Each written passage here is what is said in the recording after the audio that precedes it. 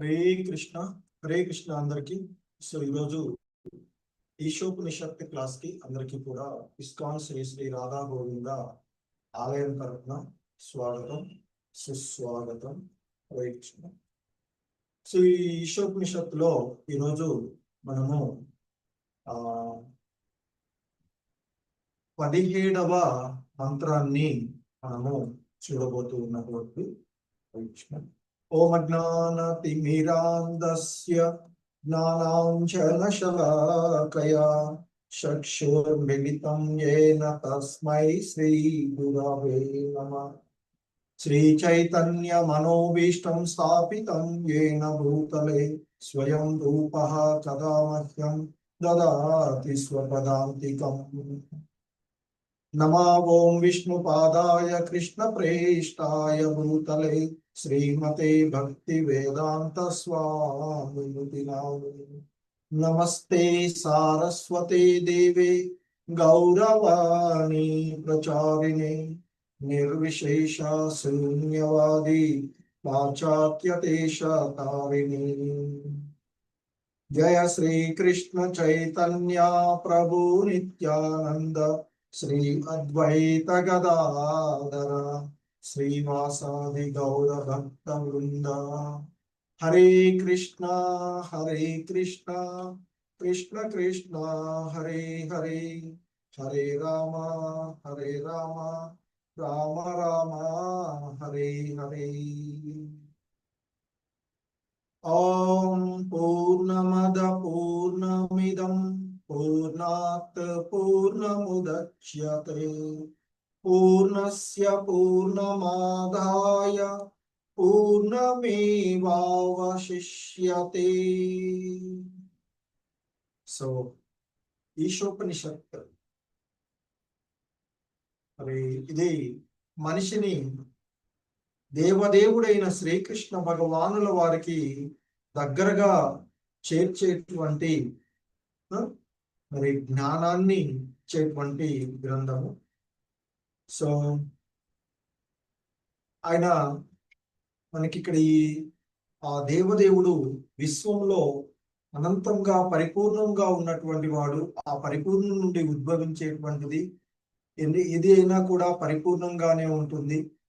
అలాగే ఎన్ని ఉద్భవించినా ఆయన పరిపూర్ణుడే అనేటువంటి అంశాన్ని మనకి చెప్పబడుతూ ఉన్నటువంటి అంశము.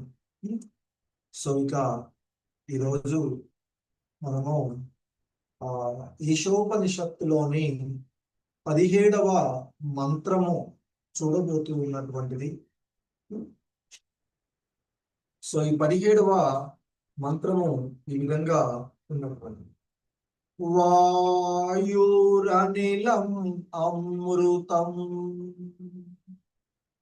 అతేదం భస్మాంతం శరీరం. ఓం క్రతో స్మర కృతం స్మర క్రతో స్మర కృతం స్మర. సో ఇక్కడ వాయుర్ అనిలం అమృతం, వాయుర్ అనిలం అమృతం. వాయువు అంటే ప్రాణవాయువు అని, అనిలం అంటే అనంత వాయువు అని, అమృతం అంటే అవినాశమైనటువంటిది. మరి అత ఇదం అతేదం అత ఇదం. అత అంటే ఇప్పుడు, ఇదం అంటే ఈ. భస్మాంతం శరీరం, ఈ శరీరము భస్మంగా మారిన పిమ్మట ఓం క్రతో స్మర కృతం. ఓం అంటే ఓ దేవా, ఓ ప్రభు. క్రతో ఓ సకల యజ్ఞభోక్త, క్రతువులు సకల యజ్ఞాలకు భోక్త అయినటువంటి ఓ దేవదేవా స్మర, దయచేసి స్మరింపుము.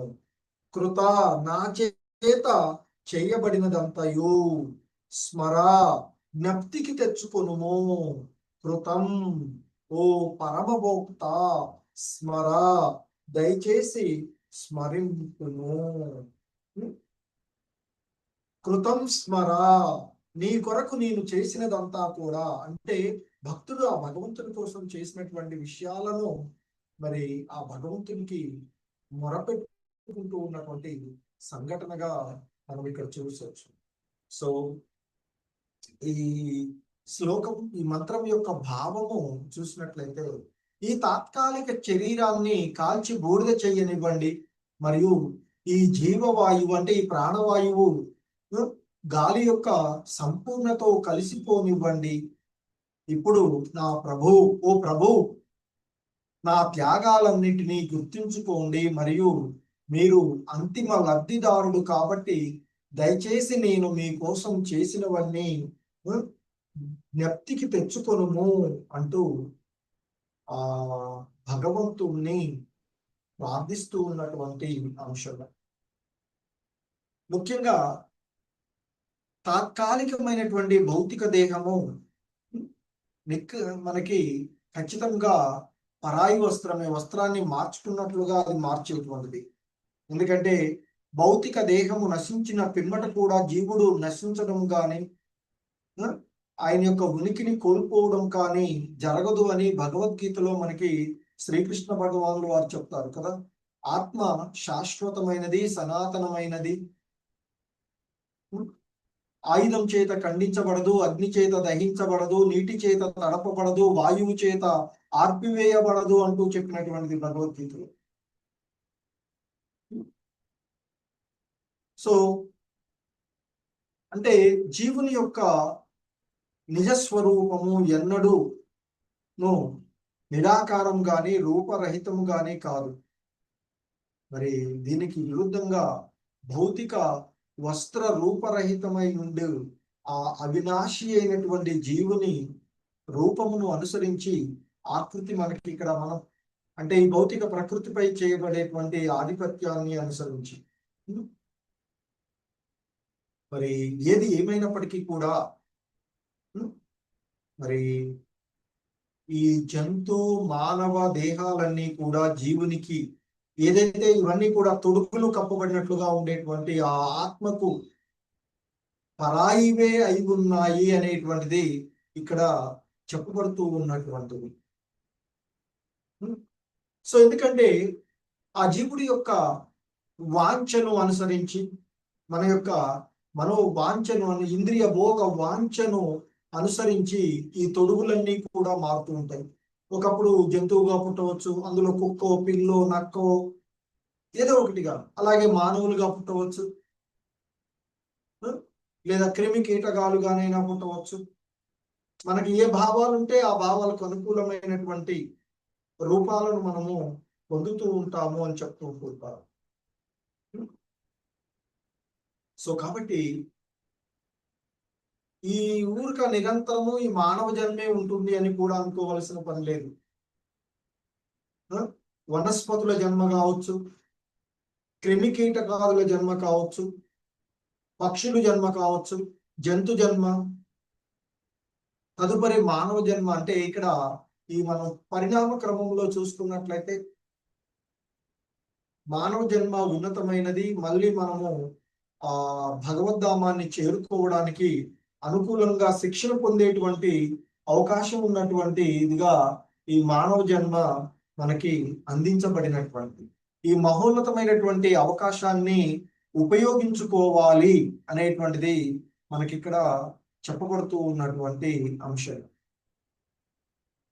ఎందుకంటే సంపూర్ణమైనటువంటి ఆధ్యాత్మిక జ్ఞాన భావన కలిగినప్పుడు ఈ మానవ జన్మ పరిపూర్ణమైనది అవుతుంది అని చెప్తారు. మరి అటువంటి అత్యున్నతమైనటువంటి ఆధ్యాత్మిక భావన మనకి ఈ మంత్రంలో చెప్పబడినటువంటిది. ఎందుకంటే సో ముఖ్యంగా ఈ మంత్రంలో చెప్తూ ఉన్నటువంటి దాంట్లో ఆయన మనకి వాయుర్ అనిల అమృతం అతేదం భస్మాంతం శరీరం క్రతో స్మర కృతం స్మర క్రతో స్మర కృతం స్మర. సో కాబట్టి ఈ తాత్కాలికమైనటువంటి దేహం ఓ దేవదేవా, ఓ దేవా, ఈ తాత్కాలికమైన దేహం కాలి బూడిద కానివ్వండి, ప్రాణవాయువు అనంతవాయువులో కలిసిపోని, కానీ నేను కావించిన క్రతువులన్నీ కూడా ఇప్పుడు స్మరింపుము. ఎందుకంటే నీవే చర్మభోక్తవు కనుక నీ కొరకు నేను చేసినటువంటి దంతా జ్ఞప్తికి తెచ్చు. అంటే మనము ఆశ్రయించవలసినటువంటి మనకు భగవంతుడితో ఉన్న సంబంధాన్ని ఎరిగి ఆ భగవంతుడికి భక్తితో సేవ చేయడమే ప్రతి జీవుడి యొక్క కర్తవ్యము, లక్షణము, స్వభావము అన్నీ కూడా కృష్ణ కేంద్రంగానే చేయాలి అనేటువంటిది చెప్పబడుతూ ఉన్నటువంటిది. సో కనుక ఈ మంత్రము మనకి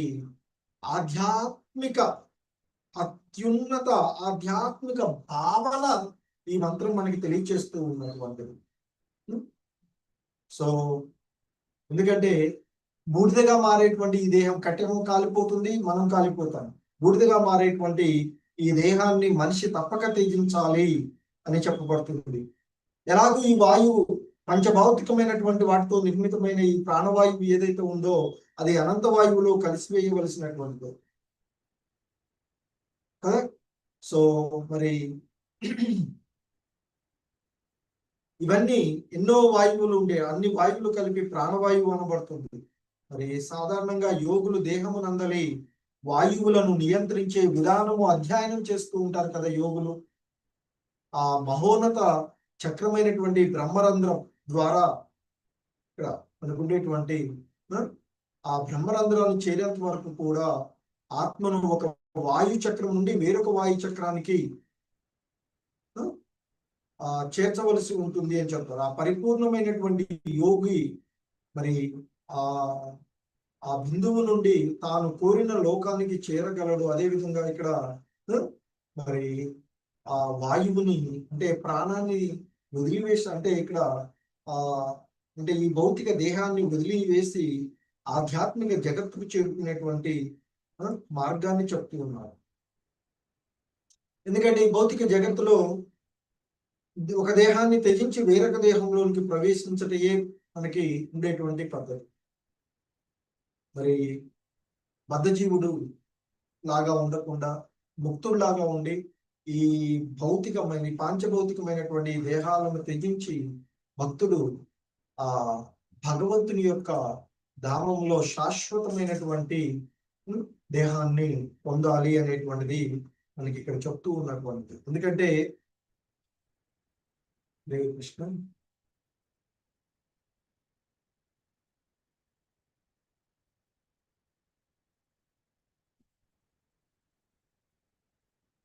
ఈ భౌతిక జగత్తులో ప్రకృతి జీవుడి యొక్క వివిధ ఈ భౌతిక జగత్తులో ఏదైతే ఉందో ఇందులో జీవుడికి ఉన్నటువంటి వివిధ ఇంద్రియ భోగ వాంఛల కారణంగా అతనికి బలవంతంగా దేహ మార్పులు కలగజేస్తూ ఉంది. కాలక్రమంలో ఆ భగవంతుని యొక్క ఒక అనేకమైనటువంటి శక్తుల్లో ఒక శక్తి అయినటువంటి ఆ కాలము మరి మనం చేసుకున్నటువంటి కర్మలను అనుసరించి మనకి వివిధ మార్పులను కలిగే విధంగా మనకి అందించబడుతూ ఉన్నటువంటిది.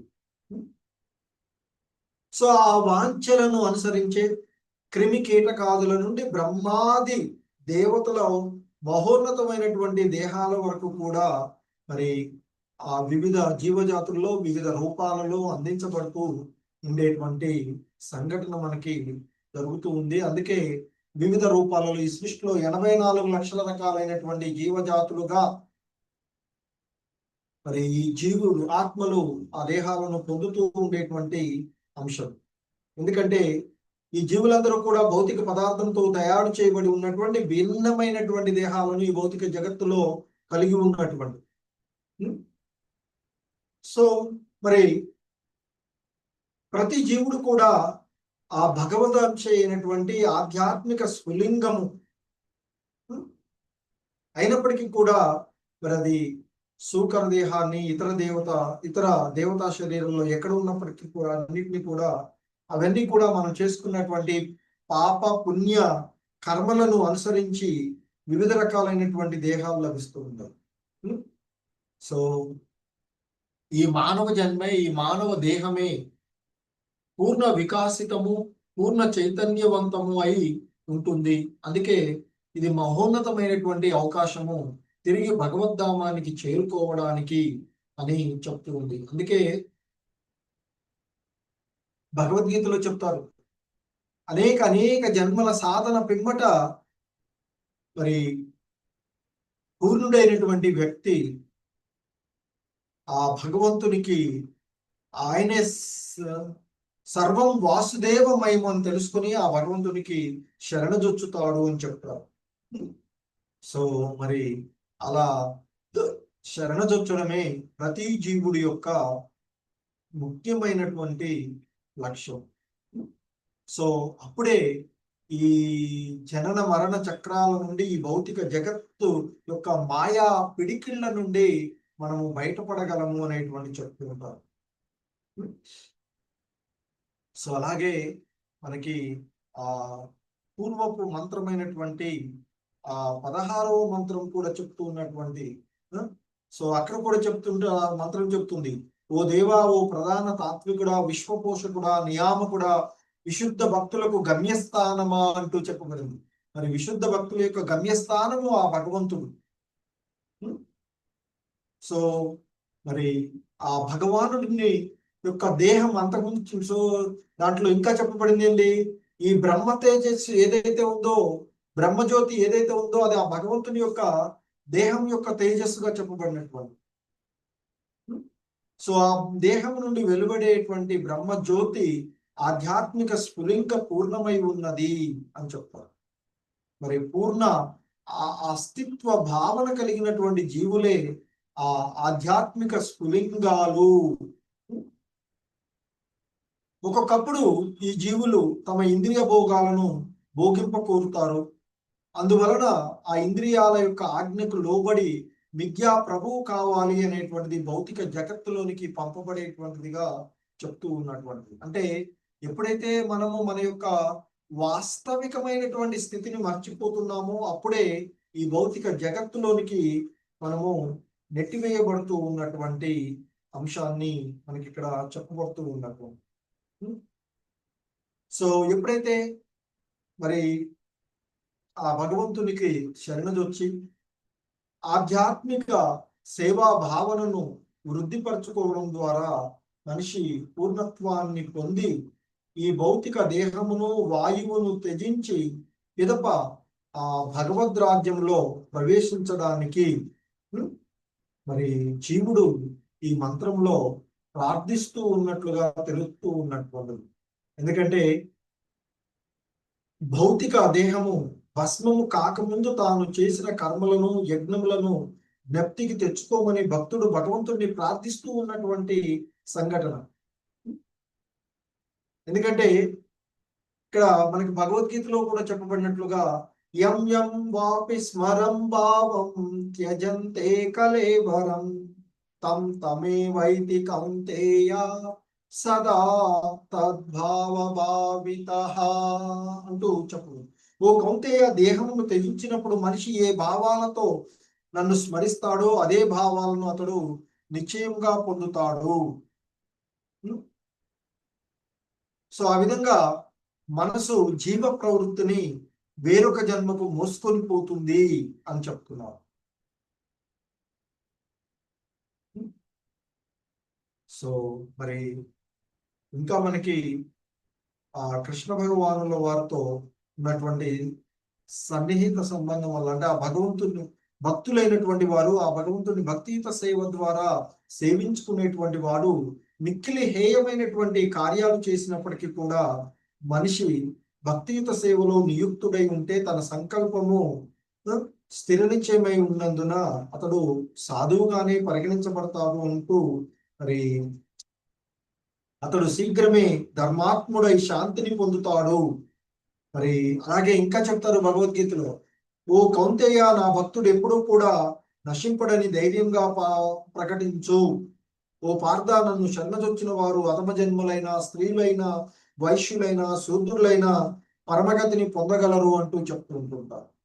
సో కాబట్టి ఆ భగవంతుణ్ణి ఆశ్రయించడమే ఏకైక మార్గము అనేటువంటిది మనకి ఈ మంత్రం తెలియచేస్తూ ఉన్నటువంటిది ఇక్కడ. సో కాబట్టి ఆ భగవంతుని యొక్క భక్తియుత సేవలో నిమగ్నం అవ్వడానికి ఎటువంటి ఇది లేదు. ఆ భగవంతుణ్ణి చేరుకోవాలి, మన యొక్క నిజస్థితిని తెలుసుకోవాలి అనేటువంటి జిజ్ఞాస ఉంటే ఎవరైనా ఆ భగవంతుణ్ణి ఆశ్రయించవచ్చు అంటూ చెప్తున్నారు. అందుకే మరి శ్రీకృష్ణ భగవాన్ ఇంకా భగవద్గీతలో చెప్తారు, నీ మనసును సదా నా చింతనలోని లగ్నం చెయ్యి, నా భక్తుడు కమ్ము, నాకు నమస్కరింపుము, నన్ను అర్చింపుము. ఈ విధంగా మరి నా యందు సంపూర్ణ మగ్నుడవై నీవు తప్పక నన్ను చేరుకోగలవు అర్జున అంటూ, మన్మనాభవ మద్భక్తో మధ్యాజి మాం నమస్కురు అంటూ ఆ భగవంతుడు చెప్పినటువంటి. సో మనకి అలాగే శ్రీల భక్తి వినోద ఠాకూర్ల వారు కృష్ణ భక్తుడు సుధాచారునిగా అంటే దుశ్శీలుడుగా గోచరించినప్పటికీ కూడా సాధు మార్గంలోనే ఉన్నట్లుగా అతన్ని భావించాలి మరి అని మనకి చెప్పబడినటువంటి అంశాన్ని కూడా ఇక్కడ గుర్తు చేస్తూ ఉన్నారు. సో భక్తియుత భావనలో జ్ఞానాన్ని పెంపొందించుకుంటూ వైరాగ్యాన్ని అంటే జ్ఞానం పొందుతూ వైరాగ్యాన్ని అంటే ఈ ఇంద్రియ భోగ వాంఛల ఎడ ఆసక్తిని తగ్గించుకోవాలి. సో అదే భక్తి మార్గం యొక్క లక్ష్యము అని చెప్తుంటారు. సో మరి ఎప్పుడైతే భక్తి మార్గంలో సరైనటువంటి మార్గంలో ఉంటే మరి ఈ లౌకికత్వము ఆత్మానుభూతి పురోగతికి ఎటువంటి ఆటంకాన్ని కలిగించదు అని చెప్తుంటాం. సో మరి నిజమైనటువంటి భక్తి తత్వంలో మనకి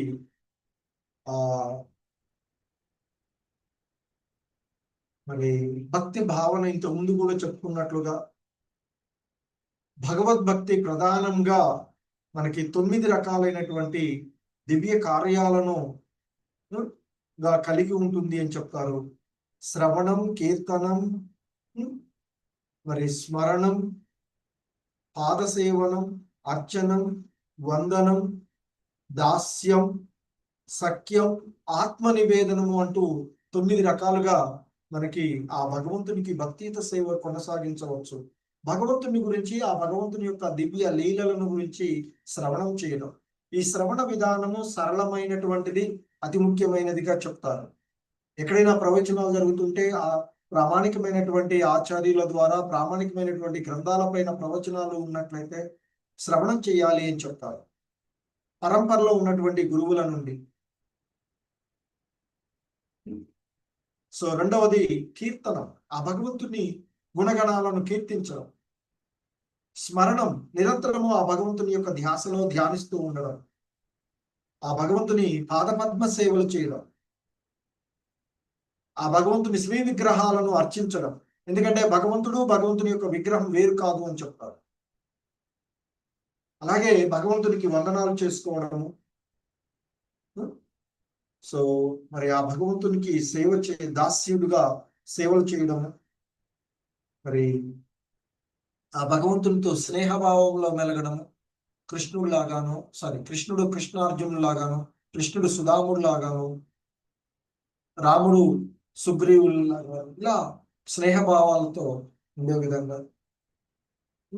ఇక ఆత్మ నివేదనము, సర్వము భగవంతుడికి సమర్పించేటువంటి విధానమే మరి ఆత్మ నివేదనము అని చెప్తుంటారు.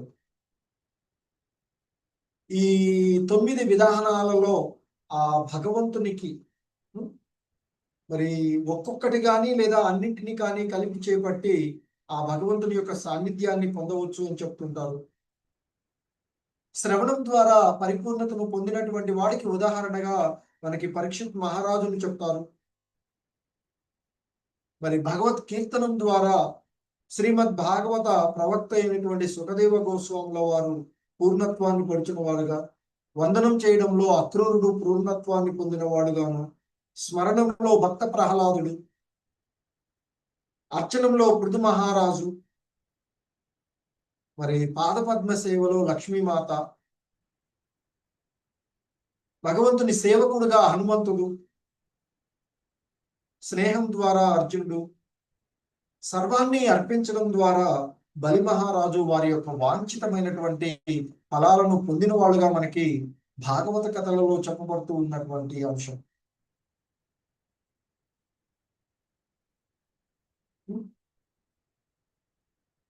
సో మనకి మంత్రము ముఖ్యంగా సమస్త వేద మంత్రముల యొక్క వివరణ, వేదాంత సూత్రాలలో సారాంశీకరించబడినటువంటి శ్రీమద్ భాగవతం నందు వికలీకరించబడినటువంటి సమస్త వేద వృక్ష పక్వ ఫలం అటన్నిటి యొక్క సారంగా మనకి చెప్తూ ఉన్నటువంటి. సో ఎందుకంటే భగవత్కర్తను వినడము, కీర్తించడము భక్తిమయ జీవన విధానం ప్రధానమైన సూత్రాలుగా చెప్తుంటారు.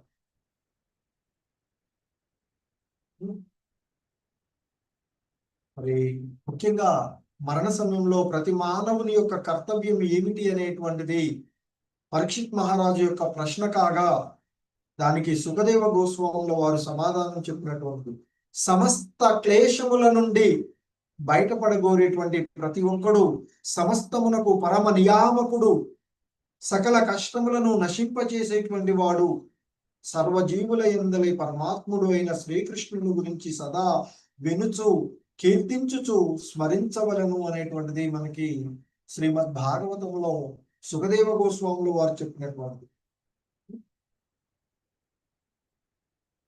సో ఇంకా మనకి నామమాత్ర మానవ సమాజము సాధారణంగా రాత్రి వేళ నిద్రలో మైథునంలోనూ గడిపివేస్తూ పగటి సమయము వీలైనంతగా ధనాన్ని గడించడంలోనూ కుటుంబ పోషణ కొరకు వస్తు కొనుగోలులోనూ కాలం గడిపివేస్తుంది. భగవంతుని గురించి చర్చించడానికి లేదా అతని గురించి విచారణ కావించడానికి జనులకు సమయమే లేదు అంటూ భగవానుని ఉనికిని వారు అనేక రీతుల్లో, ప్రధానంగా అతడు నిరాకారులను పలుకుతూ, అంటే ఇంద్రియానుభూతికి రహితుడుగా అంటూ తోసిపుచ్చారు అని చెప్తుంది. ఇక్కడ అంటే అభక్తుల యొక్క భావనలను శ్రీల ప్రభుపాదులు వారు మనకి ఈ శ్లోకం ఈ భాష్యంలో వివరిస్తూ ఉన్నారు. కానీ ఉపనిషత్తులు గాని, వేదాంత సూత్రాలు గాని, భగవద్గీత లేదా భాగవతం వంటి ఏ వేద వాజ్మయమునందైనా భగవంతుడు సచేతుడని, ఇతర జీవులందరికన్నను పరమోన్నతుడు అని ప్రకటించబడినటువంటిది. అతని అద్భుతమైనటువంటి కర్మలను అతనితోనే సమానం. అందుకని ఆయన యొక్క లీలలను, గుణగణాలను, కర్మలను కూడా కొనియాడితే ఆయన నామము, ఆయన కర్మలు అన్నీ కూడా ఆయనతో సమానంగానే చెప్తుంది. కనుక లౌకిక రాజకీయ నాయకుల యొక్క నామమాత్ర సంఘ పెద్దల యొక్క చెత్త కలాపాలు వినడానికి, చర్చించుకోవడానికి బదులుగా క్షణమైన వృధా కాకుండా భగవత్ కర్మలలో నియుక్తులయ్యేలాగా మనుషుడు తన యొక్క జీవితాన్ని మలుచుకోవాలి అంటూ చెప్తున్నారు ఇక్కడ శ్రీల ప్రభుపాదుల వారు. సో అటువంటి భగవత్ కర్మల వైపు, అంటే భగవద్గీత వినడము, భాగవతము వినడము, భగవద్గీత చదవడము, భాగవతం చదవడము, ఈశోపనిషత్తు, అలాగే ప్రామాణిక ఆచార్యులు ఇచ్చినటువంటి ఉపదేశామృతము, భక్తి రసామృత సింధువు, రామాయణము, మహాభారతం ఇలాంటివి మనం చదువుతూ మన జీవనము ఆ భగవంతుని వైపుకు మరల్చుకోవాలి అనేటువంటి చెప్పబడుతూ ఉన్నటువంటి.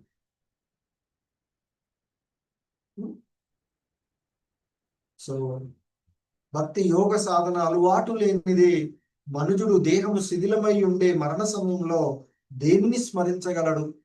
అంతే కదా, మనం మంచిగా ప్రిపేర్ అయితేనే కదా పరీక్షలు రాయగలిగేటువంటిది. ఏదైనా మనం ఒకసారి చూసి గుర్తు చేసుకుంటేనే కదా మళ్ళీ దాన్ని మనం జ్ఞాపకం చేసుకోగలిగేటువంటిది. మరి భగవంతుని భావన లేకుండా చివరి క్షణాల్లో భగవంతుని స్మరణ రావాలంటే ఎలా వస్తుంది? సో కనుక మరి అందుకే తాను అంతకు ముందు చేసినటువంటి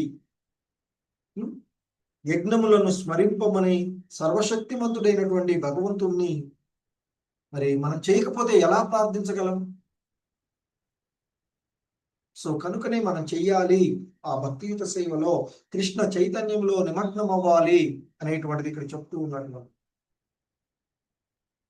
మనకి సాధారణంగా భగవద్గీతలో కూడా చెప్పబడుతుంది, యజ్ఞము అంటే మన యొక్క ధర్మాన్ని మనం సక్రమంగా నిర్వర్తించడము.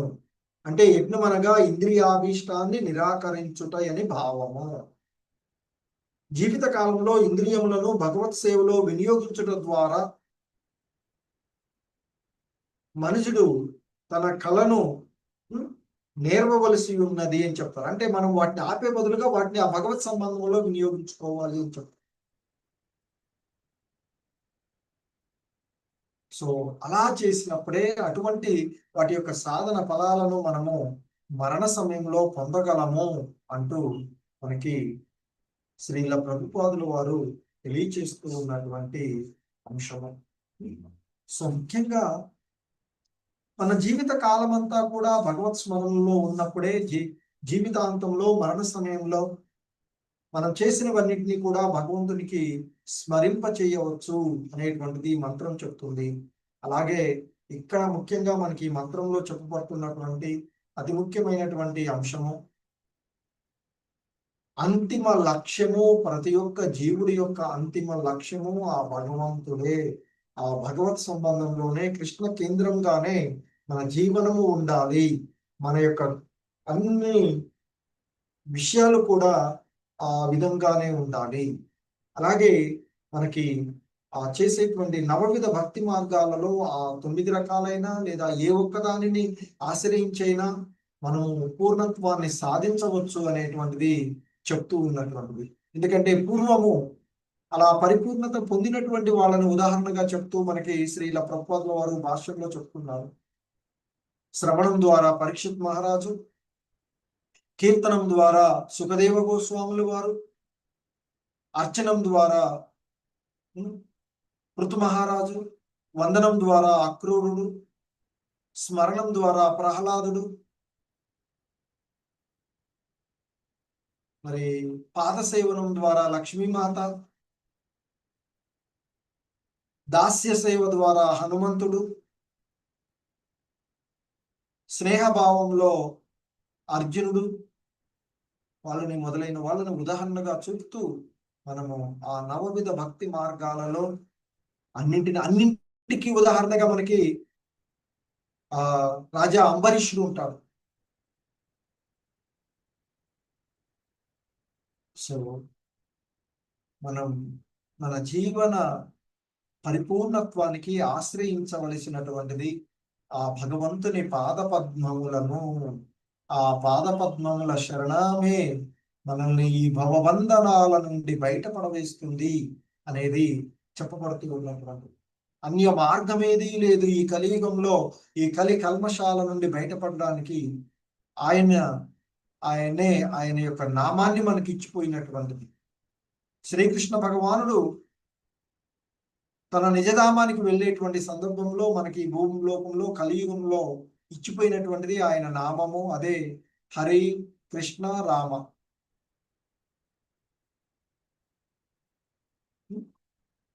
సో ఈ విధంగా మనము ఈ జనన మరణ చక్రాల నుండి బయటపడి అంతిమ కాలంలో ఆ భగవంతుడిని స్మరించుకునేటువంటి విషయాలు చెప్పబడుతుంది.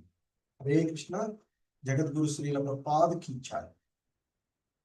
సో ఇది ఈరోజు ఈ ఈశోపనిషత్తులోని